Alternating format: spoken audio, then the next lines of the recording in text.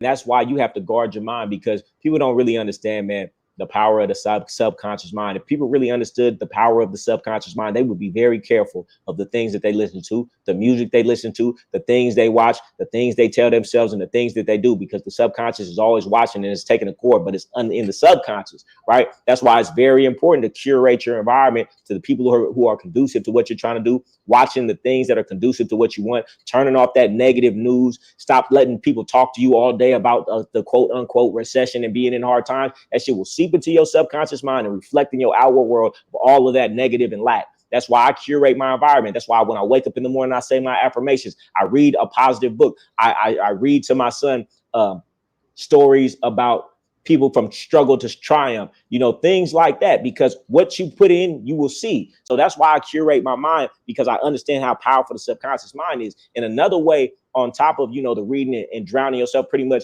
brainwashing yourself with positivity, is you got to work out. That's the easiest life hack, because if you're in a negative state, the fastest way to get into a positive state is peak performance training, because there's no way that you could be in a low vibrational state and in a peak performance state at the same time. It's impossible. If you jump down and do 100 burpees, if you get on a treadmill for 30 minutes, if you do a real high intensity workout, it doesn't matter if somebody just died in your family. In that moment, you will get out your mind, get into the moment, and it will raise your frequency. You've never met a successful person who didn't have high energy. Energy, willpower, and clarity. These are the three things you need to be successful. And anything that takes these away is going to make it hard to be successful. Energy, willpower, and clarity. So what you have to do is curate your day and curate your environment to be able to keep these three factors as high as possible.